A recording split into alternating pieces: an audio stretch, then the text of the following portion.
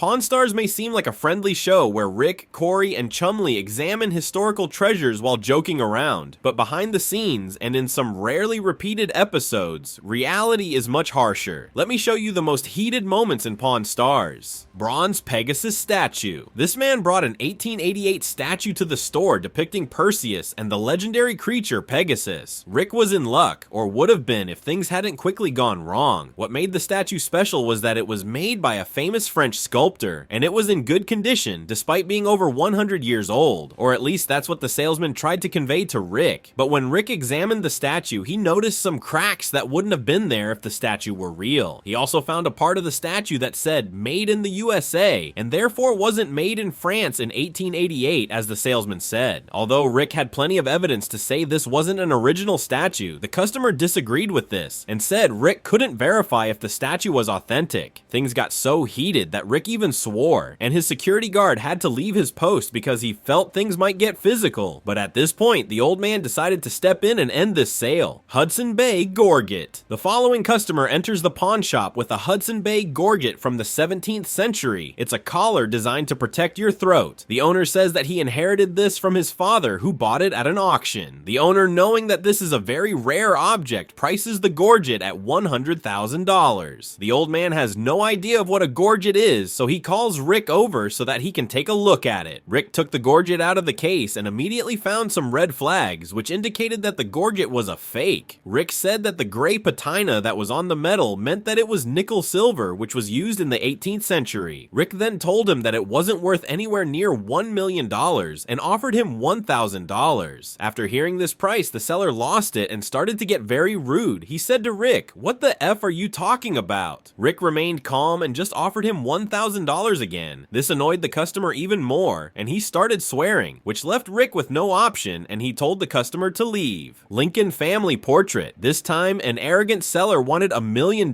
for a unique photo of President Abraham Lincoln and his wife Mary from 1863. That would be right in the middle of Lincoln's historic administration, which spanned from 1861 to 1865, making this item extremely rare and valuable. But Rick wasn't sure it was real, so as he usually does in a situation like this, he brought in an expert. She used facial comparison software to check the seller's photo against an authenticated one. Mary's facial features didn't match, among other things, so the expert declared the photos fake. The seller didn't take this well and said that he considered himself more of an expert on the subject than the real expert. When she defended her track record of detecting forgeries and remained adamant that the photo wasn't authentic, the seller sarcastically stated, "It's your career. You have the right to discredit." In the end, Rick had the last word, saying that if the expert thought the item was fake, there would be no sale, and the customer once again stormed off. Pez collection. A customer arrives at the pawn shop with his Pez dispenser collection. The seller says that these items are very valuable and collectible. Chumlee replies by saying that only kids would be into collecting them, and this frustrates the seller. The seller claims that all the pieces are unique and go for at least $400 a piece on the internet, and he asked for $2,500 for the entire set. Corey is interested by these items but is not willing to pay the price offered by the seller and makes an offer for $1,000. The seller stays firm and is only willing to go down to $2,000. When Corey rejects his asking price, the man walks away angrily, claiming that Chumlee and Corey are trying to take advantage of him because the collection is kiddish. Halberds. This customer comes into the store and wants to sell 2 halberds. Chumlee and Corey are intrigued by the halberds because this customer claims they are over 500 years old. The seller wants to get $7,500 for each one. Corey is very interested because he knows military collectors would buy them at a good price. But before making an offer, Corey wants to call an expert to evaluate the weapons because he's not sure if they are real or fake. Greg, his expert, confirms that one of the halberds is 500 years old and the other not so much. The expert proceeds to say that the Italian halberd is unfortunately fake and is just a decorative piece made in the Victorian era. The owner is furious and tries to disagree, saying that they were hand forged and are original because of that. But Craig politely reminds him that the Victorians were humane and also forged valuable objects. objects. The other halberd, fortunately, is actually Austrian. The expert proceeds to say that this halberd looks very strong and does not bend, which are characteristics of a real weapon. Upon hearing this, the seller feels a little happier, but is still frustrated that the expert said the other halberd was fake. The expert then proceeds to value the halberds at $650 and $1,500. The seller disagrees with that price and says that they are worth much more than that, and says that you can find similar ones on internet for thousands of dollars. Corey remains calm and offers $1,500 for both, but the seller quickly rejects the insulting offer, and the owner decides to sell them to people who will see their value. Pony Express Bible. This seller is carrying a Pony Express Bible from 1859. The Pony Express was famous for its remarkable horse-drawn delivery services. The seller didn't know much about the Bible, but Rick was suspicious about the authenticity of this item, as most Pony Express items are fake. Corey couldn't believe it was legitimate, as the book would only weigh down Pony Express riders. However, Rick disagreed. Rick saw the potential value of this book, but had no idea if it was real or how much it was worth, so he called a book expert. The expert was able to confirm that Pony Express owners were very religious and even associated with a church. Unfortunately for the seller, the Bible was missing some important features of an authentic Pony Express Bible, and the expert confirmed it was fake. The seller was very disappointed and couldn't believe it was fake. However, this book still had some value since it came from a historic mailing company. The expert valued it at $7,000. Rick was impressed by this evaluation since he didn't expect such a high price, but for some reason the seller didn't seem very happy, probably because he paid much more for the book. The seller then asked for $5,000, but Rick immediately denied it and offered $2,500. This price infuriated the seller even more, but he still tried his best to get Rick to pay more money. The seller even mocked Rick, telling him in a demanding tone that he would pay $3,500, which, as expected, wasn't a good idea, since Rick stood firm at $3,000. In the end, after some heated negotiations, they reached a deal with Rick paying $3,000 for the book. Flintlock pistol. A man walks into the store wanting to sell an 18th century flintlock pistol. The owner then explains how this pistol was used, saying that after the pistol was shot, you would then flip around the pistol and use the back part to smash someone in the head. Corey asks the seller why he wants to sell such a rare weapon, to which the seller says that he is being forced by his wife to sell it. The seller says that he acquired the weapon at a gun show and now wants to sell it for $1,000. Corey agrees that the gun could be worth that amount, but wants to take precautions to ensure that it is real before striking a deal, so he calls in an expert. When the expert arrives, he begins by asking the seller questions such as if the pistol came with some authentication papers. The seller says that it had no papers, which sounds a bit suspicious, but before reaching a conclusion, the expert goes ahead and analyzes the pistol. Straight away, the expert says that the pistol is a reproduction, and this news leaves the seller shocked. The seller gets angry and asks the expert how could he tell it was fake, to which the expert replies that all markings are stamped onto the pistol and not hand engraved, as would be the case for an original. Further, the flintlock lacks certain markings on the barrel. Even its King George crown is a poor copy of the original. The seller can't believe this and asks the expert to check the gun again, but the result remains the same. The disappointed seller asked if the pistol is worth any money and is stunned after hearing that it's worth only $100. The seller loses it since he paid $800 for it and starts cussing. Corey advises the customer